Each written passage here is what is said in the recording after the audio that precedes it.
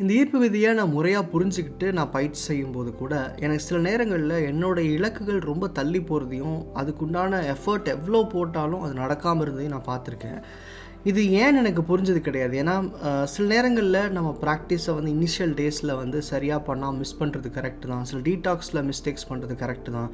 But ஒரு சில நேரங்கள் அதை கரெக்ட் பண்ணாலுமே எனக்கு ஏதோ ஒரு காரணத்தினால என்னுடைய தேவைகள் ரொம்ப தள்ளி போகிறத நான் பார்த்துருக்கேன். ரொம்ப முன்னாடி இந்த பயிற்சிகள்லாம் நான் புதுசாக தொடங்கும்போது ரொம்ப நாளாக அது ஏன்னு புரிஞ்சிக்க முடியாமல் பட் நான் ஃபைனலி தெரிஞ்சுக்கிட்ட ஒரு விஷயம் என்ன அப்படின்னா, இலக்குகளை நான் வந்து மறந்துடுறேன். அதாவது நான் ப்ராக்டிஸ்குள்ளே போகிறேன், நான் ப்ராக்டிஸ் பண்ணுறேன். ஒரு ஸ்டேஜில் என்னை எப்படி பாசிட்டிவாக வச்சுக்கிறது, என்னை எப்படி வந்து எல்லா இடங்கள்லையும் வந்து நேர்மறையாக என்னோடய எண்ணத்தை காமிச்சிக்கிறதுன்னு முயற்சி செய்கிறேனே தவிர சம்பவம் என்னோடய இலக்குகளை மறக்க ஆரம்பிச்சிடுறேன். கோல்ஸை நான் மறந்துடுறேன்.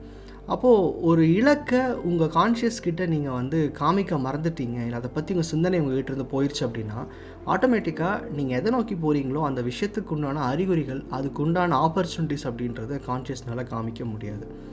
ஸோ ஒரு இலக்கை மறந்துக்கிட்டே இருக்கீங்க, உங்கள் இலக்குகள் அடிக்கடி மறந்துடுறீங்க அப்படின்னா என்ன பண்ணலாம் அப்படின்றது தான் இந்த வீடியோ.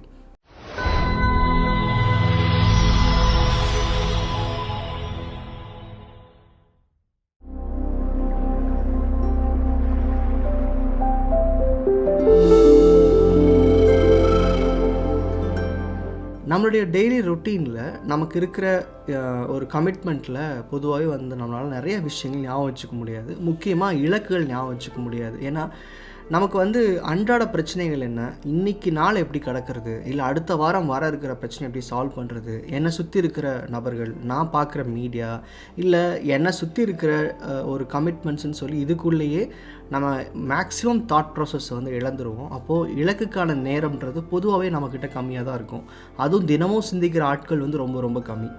ஸோ அப்படி இருக்கிறப்போ பொதுவாகவே வந்து நம்ம கான்ஷியஸ்க்கு நம்ம எதை நோக்கி போகிறோன்ற அந்த அண்டர்ஸ்டாண்டிங் மறந்துடுது. அதாவது நீங்கள் ஒரு பொருளை தேடி போகிறீங்க அப்படின்னா பாதி தூரம் போனதுக்கப்புறம் என்ன பொருளை தேட வந்தோன்னு மறந்துட்டு என்ன ஆகும்? ஸோ நீங்கள் அவ்வளோ தூரம் பயணிச்சது போனது எல்லாமே வேஸ்ட் ஆகிடும். ஸோ அதே தான் நம்ம கான்ஷியஸ்குள்ளேயும் நடக்குது. நம்ம தினமும் சிந்திக்காத, தினமும் யோசிக்க முடியாத சில விஷயங்களுக்கு கான்ஷியஸ் எந்த ஒரு ஆப்பர்ச்சுனிட்டியும் உருவாக்காது.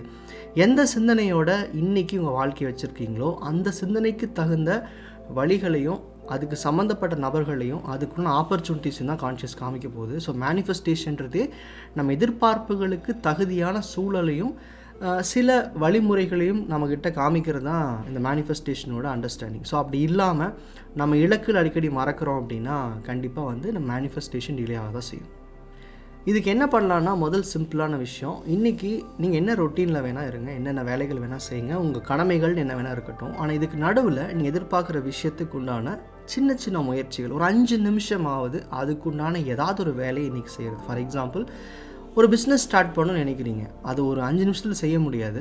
ஆனால் அதுக்குண்டான ஒரு 5 நிமிஷம் எஃபர்ட் இன்றைக்கி போடுறது, அதுக்குண்டான ஒரு சின்ன ப்ரிப்பரேஷன், அதை பற்றின ஒரு டீட்டெயில், அதை பற்றின ஒரு இன்ஃபர்மேஷன் யார்கிட்ட கலெக்ட் பண்ணுறதா இருக்கட்டும், இல்லை அதுக்குண்டான ஏதாவது ஒரு சின்ன வழிமுறையை இன்றைக்கி உருவாக்குறதா இருக்கட்டும், இல்லை அதுக்குண்டான படிப்பை இன்றைக்கி ஒரு 2 சாப்டர் படிக்கிறதா இருக்கட்டும், இல்லை அதுக்குண்டான கோர்ஸை ஒரு 2 வீடியோ படிக்கிறதா இருக்கட்டும், ஏதாவது ஒரு வகையில் உங்கள் எதிர்பார்ப்புகளுக்கு தேவையான சில விஷயங்களை அன்றாடம் உங்கள் வாழ்க்கையில் நுழைக்கணும். ஒரு 5 நிமிஷமாவது. இப்போது இந்த எஃபர்ட் பெருசாக தெரியாட்டியுமே ஓவராலாக இது 2 விஷயம் நடக்குது. அதாவது எனக்கு நேரமே இல்லைன்னு சொல்கிற ஒரு நபர் வந்து ஒரு மாதம் முழுக்க இந்த 5 நிமிஷங்கள் செய்கிற வேலையின் மூலமாக ஒரு வகையான ஒரு உருவத்தை அந்த பிஸ்னஸ்க்கோ ஒரு தேவைக்கோ கொடுக்க முடியும். இன்னொரு முக்கியமான விஷயம் நம்ம இந்த வீடியோவில் பேசிகிட்டு இருக்கிறது, உங்கள் எண்ணங்களை வந்து நம்ம எதை நோக்கி போகிறத ஞாபகப்படுத்திக்கிட்டே இருக்க முடியும். இன்றைக்கி நான் எப்படியோ இருந்துட்டு போகிறேன், இன்னமும் வேலை செஞ்சுட்டு போகிறேன், எப்படியோ இன்கம் இருக்கட்டும், ஆனால் நான் இதை நோக்கி தான் வேலை செய்கிறேன்ற அந்த ஒரு எதிர்பார்ப்பை கான்ஷியஸ் கிட்ட உங்களுடைய ஆக்ஷன்லேயும் காமிக்கக்கூடிய ஒரு வழி தான் இப்போ நான் சொல்கிறேன். எல்லோரும் வந்து இமேஜின் பண்ணால் போதும் நடந்துடும் அப்படின்னாங்கன்னா ஆப்வியஸ்லி நடக்கும். அந்த இமேஜினேஷனுக்கு தகுதியான செயல்பாடுகள் வாழ்க்கையில் எங்கேயுமே பார்க்க முடியலன்னா கான்ஷியஸ்க்கு நீங்கள் மற்ற அன்றாட தேவைகளை பிரச்சனைகளை மட்டுமே காமிச்சிட்ருக்கீங்க அப்படின்னா உங்கள் இலக்கில் மறக்க தான் செய்யும். ஸோ அப்போது என்ன நீங்கள் மேனிஃபெஸ்டேஷன் ப்ராசஸ் பண்ணுறீங்கன்னு அடுத்தது. பட் முதல்ல உங்களுடைய ரொட்டீனில் உங்களுடைய தேவைகளுக்கான ஒரு சின்ன அப்ஜெக்டிவ், ஒரு சின்ன டாஸ்கையாவது ஒரு நாளில் முடிக்க பாருங்கள். இது வந்து உங்களுடைய பிஸ்னஸ்க்கு பொருந்தும், ரிலேஷன்ஷிப் மேனிஃபெஸ்டேஷனுக்கு, வேறு எந்த விதமான முயற்சியில் செஞ்சுக்கிட்டு இருந்தீங்கனாலும் அதுக்குண்டான ஏதோ ஒரு நகர்வை ஒரு பேருக்காகவாவது ஒரு நாளில் ஒரு 5 நிமிஷம் 10 நிமிஷம் செலவிட்டீங்க அப்படின்னா கண்டிப்பாக அந்த எண்ணம் உங்களுக்கு மறக்காது. உங்களுடைய அந்த பேர்னிங் டிசைரை கான்ஷியஸ் ஞாபகம் வச்சுக்கிட்டே இருக்கும். ரெண்டாவது விஷயம் நம்ம பேசிகிட்டு இருக்கிற இந்த லா ஆஃப் அட்ராக்ஷன் ப்ராக்டிசஸ். இப்போது இதில் வந்து நம்ம கனவுகளை நினச்சி பார்க்கணும், இல்லை இமேஜின் பண்ணி எழுதி பார்க்கணுன்ற ப்ராசஸ்லாம் வந்து ஸ்ட்ரக்சர்டாக போகும்போது ரொம்ப லேட்டாக தான் வரும்.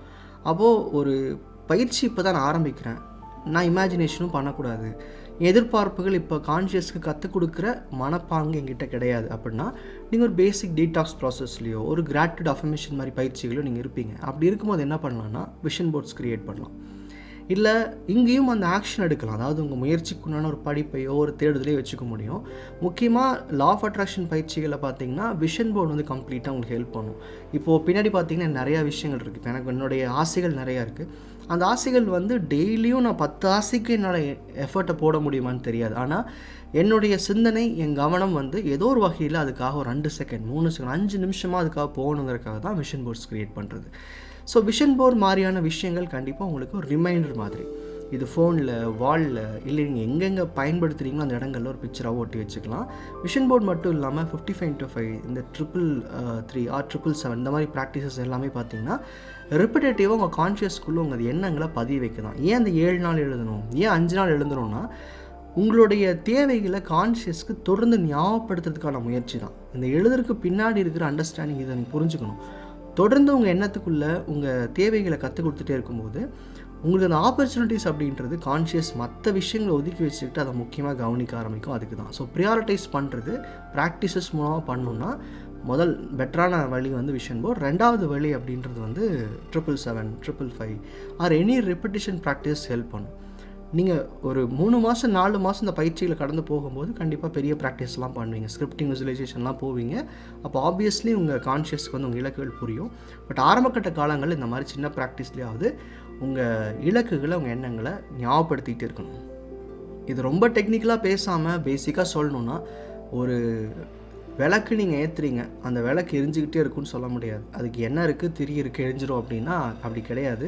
ஒரு சில நேரங்களில் அந்த திரியை தூண்டி விட்டுக்கிட்டே இருக்கணும். அந்த மாதிரி உங்களுடைய வாழ்க்கையில் இருக்கிற நிறைய கனவுகள், அவசியங்களை வந்து கான்ஷியஸ் ஞாபகப்படுத்திக்கிட்டே இருக்கணும்.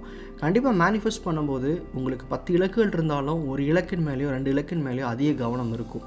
அது போக இருக்கிற எண்ணங்களை, இலக்குகளை வந்து அடிக்கடி இந்த மாதிரி ஏதாவது ஒரு ப்ராசஸ் மூலமாகவோ, சிம்பிள் எக்ஸாம்பிள் வாட்டர் மேனிஃபெஸ்டேஷன், இதன் மூலமாகவோ நீங்கள் ஞாபகப்படுத்தும் போது கண்டிப்பாக உங்களுடைய அந்த பேர்னிங் டிசைர்ஸ்ன்றது எப்பவுமே லைவாக வச்சுக்க முடியும். ஸோ ஒரு இலக்கை எப்படி வந்து ஒரு பேர்னிங்காக லைவாக வச்சுக்கணுன்றது தான் இந்த வீடியோவில் பேசியிருக்கேன். உங்களோட அனுபவம் என்ன, நீங்கள் என்ன அந்த மாதிரி ட்ரை பண்ணுறீங்க, உங்கள் கனவுகள் ஞாபகம் வச்சுக்கிறதுக்கு என்னெல்லாம் பண்ணுறீங்கன்றதை கீழே கமெண்ட் பண்ணுங்கள். நன்றி.